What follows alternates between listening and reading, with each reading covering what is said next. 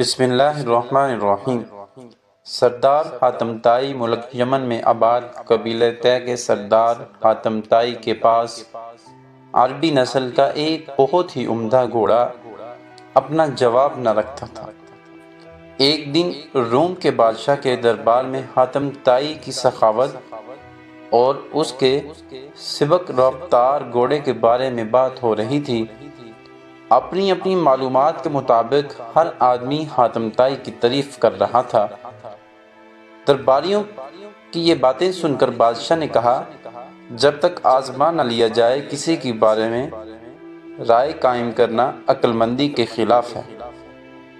ہم چاہتے ہیں کچھ لوگ حاتم طائی کے پاس جائیں اور اس سے وہی گھوڑا مانگیں۔ اگر وہ دے دے تو بے شک تعریف کے حقدار ہیں، عذر کیا تو ثابت ہو جائے گا کہ یہ ریاکار ہے۔ سب نے بادشاہ کی بات کو درست مانا اور وزیر اعظم کچھ لوگوں کے ہمراہ حاتم طائی کے ہاں چلے گئے۔ شاہ روم کا یہ وقت رات کے وقت حاتم طائی کے گھر داخل ہوا۔ اتفاق سے اس رات کو موسلادھار بارش ہو رہی تھی اور بادل بھی خوفناک انداز میں گرج رہا تھا۔ ایسے موسم میں بہت سے مہمانوں کے کھانے اور آرام کا انتظام کرنا بہت ہی دشوار تھا، لیکن حاتم نے ذرا پریشانی محسوس نہ کی اور اس نے فوراً ایک گھوڑا ذبح کیا اور دسترخوان بچھوا کر لذیذ بھنا ہوا گوشت مہمانوں کو کھلایا۔ صبح ہوئی تو ادھر ادھر کی باتوں کے بعد وزیر نے اپنے آنے کا مقصد بیان کیا اور وہ گھوڑا اسے مانگا جس کی دور دور تک شہرت تھی۔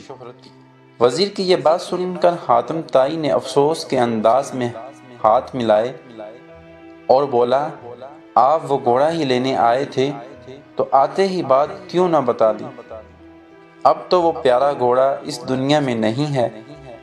جیسا کہ آپ کو معلوم ہے کہ رات بہت طوفان تھا، یہ کسی طرح بھی ممکن نہ تھا کہ میں چراغاں سے کوئی جانور منگواتا اور اس سے آپ کی ضیافت کا انتظام کرتا۔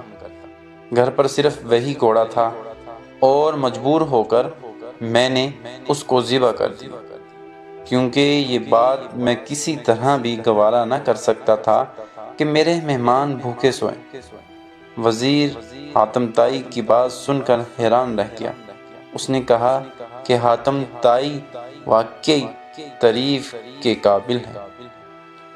واقعہ اچھا لگے تو پلیز ویڈیو کو لائک اور اگر چینل پہ نیو ہیں تو ضرور چینل کو سبسکرائب کر دیں، کیونکہ ایسے انتہائی مفید باتیں، سبق آموز کہانیاں، ناول، تحریری باتیں جس سے ہمیں بہت سبق حاصل ہوتا ہے، میرے چینل پہ آپ کو سننے کو ملتی رہتی ہیں۔ تو پلیز آگے ضرور شیئر کر دیا کریں دوستوں کے ساتھ، عزیزوں کے ساتھ۔ اگر چینل پہ نیو ہوتے ہیں تو پلیز چینل کو سبسکرائب، ویڈیو کو لائک اور کمنٹس میں ضرور آگاہ کیا کریں آپ کو واقعات کیسے لگتے ہیں۔ تب تک کے لیے اجازت دیں، اپنا بہت سارا خیال رکھیے گا، مجھے دعاؤں میں یاد رکھیے گا۔ اللہ حافظ۔